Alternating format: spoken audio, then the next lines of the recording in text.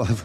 Alors, les amis, le feuilleton de la semaine à la découverte de la forêt de Haguenau, parce que ici, c'est le poumon vert de la ville, à tout vous dire. Haguenau est au cœur d'une forêt de 20 000 hectares. Et le premier épisode, c'est pour toi, Nathalie. C'est vrai que toute la semaine, on va s'intéresser à cette forêt d'Haguenau qui est la plus grande forêt d'Alsace. C'est d'ailleurs la 6e plus vaste forêt de France. Et cette forêt d'Haguenau, tu l'as dit, c'est le poumon vert de la région. Pour le premier épisode de notre feuilleton, on va s'intéresser aux enfants, à la pédagogie, aux futures générations, car cette sublime forêt d'Haguenau est un formidable terrain de découverte pour les enfants. D'abord à travers des ateliers sensoriels, ludiques, de découverte de cette forêt qui paraît mystérieuse. Regardez avec toutes ces ombres et ces lumières qu'on a vues là dans ces images. Et puis à travers Christine qui est conteuse et qui transmet non seulement les contes et légendes en français, mais aussi en alsacien. Et Christine et Alexandre, chacun à leur façon, transmettent leur passion de cette superbe forêt de Haguenau. En plein milieu de la forêt de Haguenau, le site du Gros Chêne est le point de départ de plusieurs promenades. C'est ici qu'Alexandre, animateur nature, a rendez-vous aujourd'hui avec de très jeunes randonneurs pour une balade ludique et divertissante. Moi je m'appelle Alexandre, je travaille à la Maison de la Nature et aujourd'hui on va essayer de découvrir un petit peu cette forêt de Haguenau grâce à nos sens. Est-ce que vous savez un petit peu ce que c'est les sens? Ah, avec notre bouche. Enfant du pays et amoureux de la nature, Alexandre utilise cet espace naturel comme terrain de jeu et d'apprentissage pour les enfants. Alors mon rôle avec les enfants, c'est surtout en fait de leur faire découvrir la nature.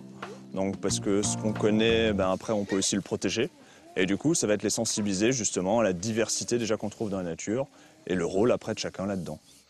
Et c'est parti pour une balade de plus de 2 heures où sous forme de jeux et d'ateliers, Alexandre propose aux enfants de découvrir la nature autrement. Donc voilà, on va s'arrêter par ici et je vais vous expliquer le prochain petit atelier. Parce que pour rentrer dans la forêt maintenant, eh bien on va changer un peu nos habitudes. On va rentrer avec nos yeux complètement fermés.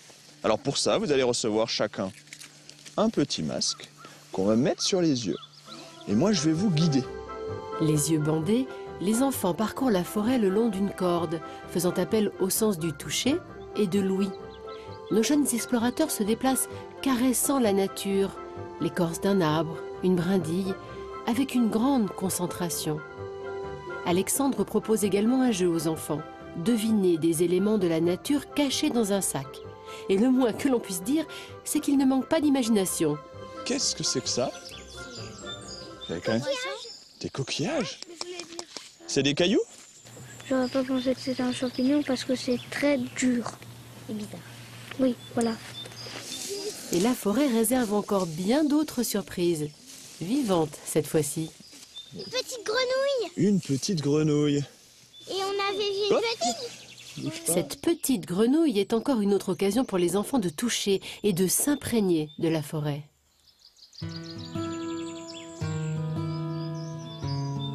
On dit que toutes les couleurs sont dans la nature. C'est justement ce qu'Alexandre va tenter de montrer aux enfants. Comme des peintres, ils vont devoir composer leur propre palette de couleurs à partir de matériaux trouvés dans la forêt. Tu as le droit de mettre toutes les couleurs que tu veux. Alors en fait, on propose aux enfants de faire une petite palette de couleurs, de découvrir en fait les couleurs qu'il y a dans la forêt. Parce qu'on a toujours un petit peu l'impression que la forêt, c'est vert et brun. Donc là, l'activité va permettre de s'intéresser aux tout petits. Donc des fois, il y a des choses, on a l'impression que ça a une couleur, mais quand on regarde dedans, quand on le découpe, quand on l'ouvre, une noisette, ça n'a pas forcément la même couleur à l'extérieur et à l'intérieur. Après le toucher, l'ouïe, place à l'odorat.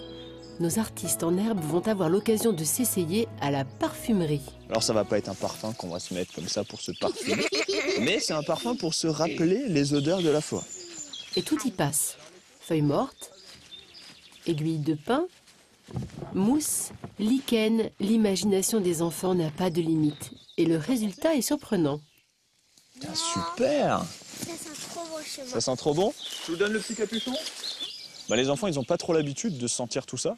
Et du coup, ils remarquent que ce sont des choses qui sentent déjà, qui ont une odeur, alors que c'est pas effectivement un parfum dans un bocal avec du liquide. Voilà, c'est vraiment là un lien avec la nature direct. En plus, ils peuvent le partager à la maison, donc ça c'est très très important. Ils peuvent vraiment aussi jouer sur l'imaginaire. On va donner un petit nom à son parfum, on va voilà, le construire nous-mêmes, hein, on le crée, on est acteur. Hein. Alors, je sais pas. Ah ouais, ça sent bon. Bah, j'ai mis un peu de tout ce que je trouvais. Puis quand ça sentait pas super bon, bah alors j'ai laissé. Allez les enfants. Cette promenade ludique est une occasion exceptionnelle pour Alexandre de sensibiliser les enfants à cet environnement forestier qui lui est si cher et de leur laisser un souvenir inoubliable. Exaltante et divertissante, la forêt de Haguenau est aussi un cadre idéal pour découvrir son histoire et ses légendes. Il était une fois 3 sorcières qui, après un long voyage, décident de se reposer dans une clairière, là, au milieu de la forêt de Haguenau. Conteuse professionnelle, Christine Fischbach voue une passion sans fin au patrimoine culturel alsacien. Son répertoire se compose de contes merveilleux, de légendes traditionnelles et de ses propres créations. Elle raconte ses histoires en français, en allemand et bien sûr en alsacien.